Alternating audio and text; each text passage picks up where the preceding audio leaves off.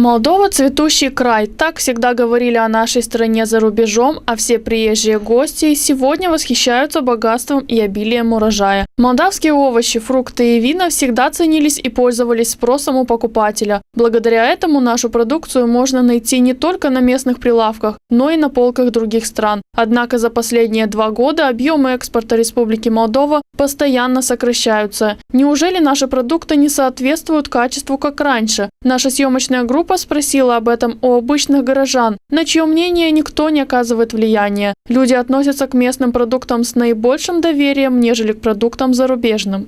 Наша продукция, то есть вино, фрукты, овощи, считаю, что экологически чистые, то есть выращенные с душой и произведены тоже по качеству, не противоречат тем стандартам, тем нормам, которые предписаны для изготовления, например, вина и для выращивания фруктов и овощей. Да, мы заграничные ничего не покупаем. У нас свои овощи. Мы стараемся свои только кушать. Конечно, у нас овощи самые чистые, практически без пестицидов. И у нас, например, здесь в Гагаузии я точно знаю, что не пичкают так прям сильно, как в других странах. За границей очень пичканные и овощи, и фрукты, и питаться теми овощами и фруктами просто невозможно. Просто сама ела, они совсем другого вкуса. Поэтому я думаю, что можно поконкурировать. Но есть все же мнение, что наши продукты не совсем соответствуют нужным стандартам, и именно в этом заключается причина уменьшения объема экспорта. Не будут никогда соответствовать, потому что люди думают, чтобы зарабатывать.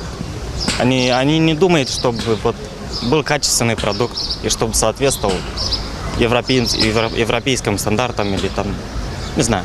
Были мнения, что причина низкого экспорта в том, что у местных сельхозпроизводителей нет возможности конкурировать с зарубежной продукцией по другим причинам. Они экспортируют только в маленьких количествах, и на это нужна лицензия.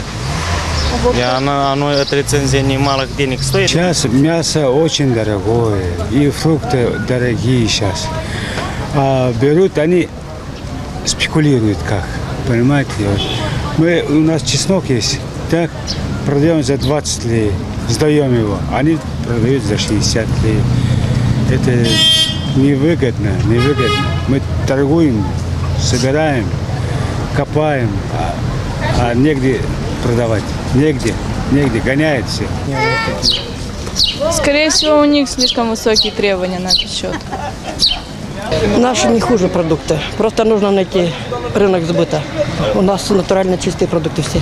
Не то, что там биодобавки всякие. У меня такое мнение, что то, что в Молдове производится, они более экологически чистые продукт, чем в европейских странах.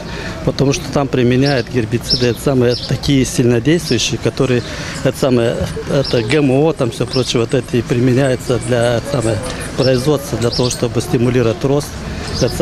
Количество и сроки быстрее, чтобы были.